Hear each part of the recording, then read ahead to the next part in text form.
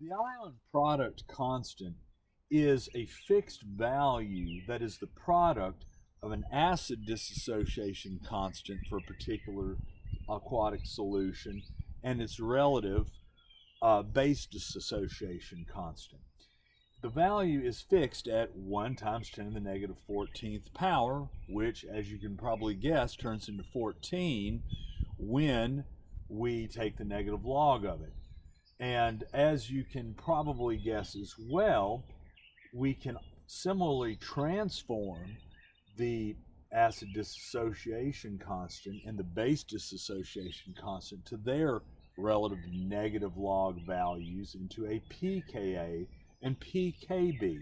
The P just means power, as in pH, the power of the molar concentration of hydrogen ions. And just to give you a heads up, we'll be getting into this expression next week. We're not really going to dive into that. We'll give you a head up, but I do want to at least make a mention that a lot of times when you're dealing with acid and base dissociation tables, sometimes they'll put it in the pKa form or in the Ka form. Just remember that these are similar values, and this is just a negative log transformation of this. And if we want to go from this back to this or this back to this, we take 10 raised to the negative power of these values. Well, let's go ahead and apply this expression for today. So we haven't gotten into base dissociation constants so far because we tend to look at things in terms of their acidity, but it's equally important that we view things in terms of their basicity. So here's an example of where we can find the Kb from a given Ka.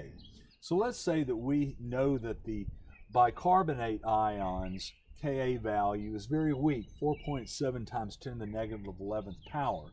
So what would be the conjugate base of the bicarbonate ion, and what would be its Kb?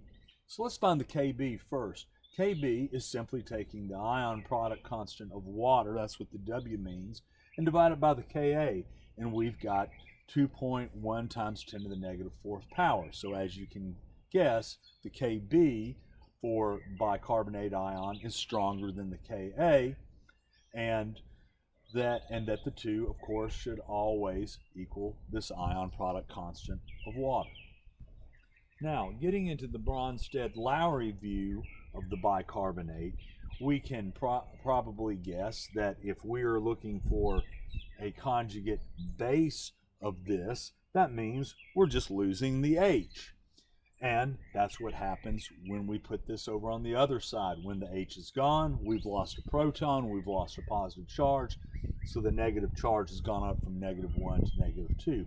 We can also go back in this direction.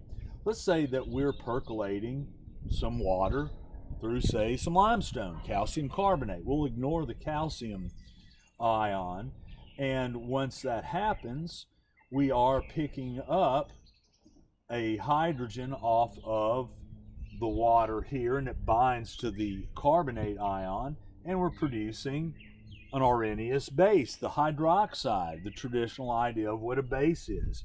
So in this system, water is a Bronsted-Lowry acid that generates a conjugate base, and then the carbonate ion is a base that is generating the bicarbonate conjugate acid. Just on an aside mention here, this particular system is really important in biological systems, both on an anatomical level, a more micro level, and then it's very important on a macro level in ecology. So we'll be running into this equation several times before this semester is over. So in summary, the ion product constant of water, Kw, is a fixed value of 1 times 10 to the negative 14th that is the product of any dissociation constant times its base dissociation constant. We can, with this value, we can take a Ka and find Kb as we did in this case, or we can take a Kb and find a Ka.